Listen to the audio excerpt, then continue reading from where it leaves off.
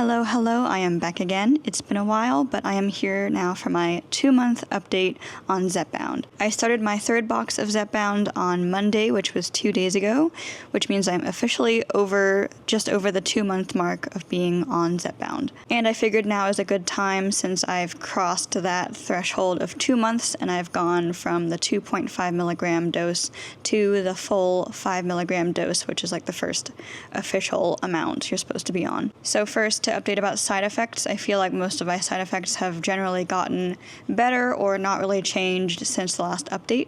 I still get the heartburn, acid reflux kind of feeling sometimes, usually like a bit after I've finished eating, but I feel like it's happening a lot less frequently and it's also a lot less severe than it was when it first started happening. Otherwise, in terms of other side effects, I don't think there's been much of a change. It's been pretty smooth sailing for the most part. But I do need to address the main reason that I'm taking the medication in the first place, which is weight loss, or rather fat loss to be more specific. I'm not trying to lose muscle. During the first month that I was on Zepbound, it didn't feel like a lot of changes were happening super quickly, and if there were changes, then they felt gradual, like they weren't super noticeable to me. But then somewhere in the 2nd month, I did have a sort of big shocking realization that, oh, my body has actually changed a lot. I wasn't really aware of it, and then suddenly I became really aware of it. Certain clothes started to fit looser and certain clothes started to fit again where they hadn't before. And I'm not going to share any specific numbers because they're not really helpful and they only invite unfair comparisons. So I'm more going to address it from an experience side of things. But I think the moment that it really clicked for me was one day when I was washing my face, because I think that's one of the biggest things that's most noticeable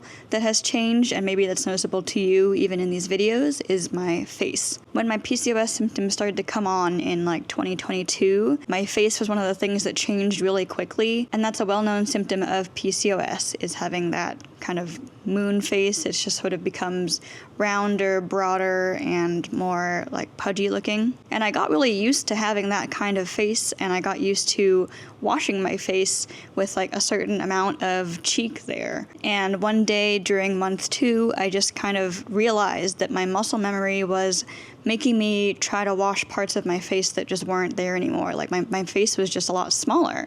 And so I was trying to wash a cheek that was not as broad. And that's when it kind of clicked for me. I was like, oh, my body has definitely changed now. I can notice it very obviously. My face has changed. But it's also noticeable in my entire body, including how my clothes fit. And I feel like I've lost fat from all areas of my body, but I still store the main, the most of my fat in my midsection, in my stomach, and my hip area. And I feel a lot more comfortable in my day-to-day activities. I just feel faster, stronger, more flexible, so I feel more comfortable just doing all of the regular things I do, and also in my sports, in climbing, in running. And it's just because that extra fat isn't in the way. I don't think I've gained a huge amount of strength or flexibility in just the couple months that I've been on Zepbound. I think it's mostly because that extra fat is no longer in the way. So basically, I just feel a lot more like myself again. It's weird to think that I forgot how I felt before the PCOS symptoms came on, but I'm now starting to remember that, and I'm like, oh yeah, I used to live like this, and it used to be my normal. So it's really nice to feel like that again. So that's the update on how I'm doing, and then I also figured I would give a little bit of context about why I'm on the medication and how I came to be on it. As I mentioned before, my PCOS started to manifest itself around 2022, and it caused my body to change really quickly, and I put on a lot of extra body fat. I didn't change anything in my daily lifestyle, and the changes came on very quickly for no other apparent reason. And then the insulin resistance made it next to impossible to lose the extra fat, even when I was doing all of the things that I know, in my experience, have helped me lose extra body fat in the past. And I actually became more active in my daily lifestyle in the 2-ish years after my PCOS came on,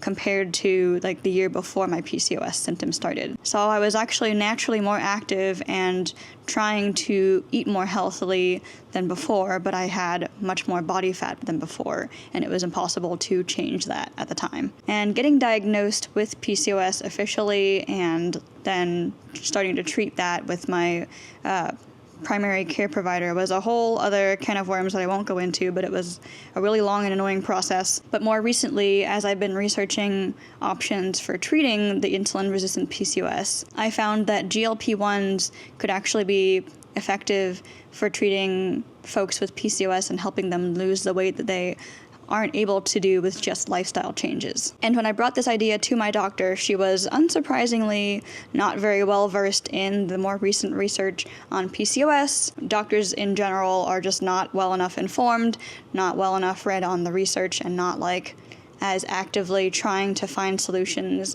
as patients themselves usually are, which is one of the most frustrating parts of having PCOS. But to her credit, at least my doctor was open to the idea, and she wanted to know about the research that I had found. So she asked me to send her the links to all of the articles that I was reading, and I did so, and then it took her a long time to review them, understandably. She is a busy doctor with a lot of patients. So she eventually did review them to such an extent that she was satisfied, and she agreed that it seemed like a good thing to try, so she prescribed me Zepbound. If you're also interested in looking at the research recently about GLP-1s for PCOS patients, then I will link some of the articles in the description, but just know that they may be behind a paywall, unfortunately, as a lot of research is, so you might only be able to see the abstracts. But overall, so far, I've been really pleased with how the 2.5 milligram dose has been helping me, and I am curious to see if the 5 milligram dose brings any further changes or further side effects. As I said, I just took my first dose of that on Monday,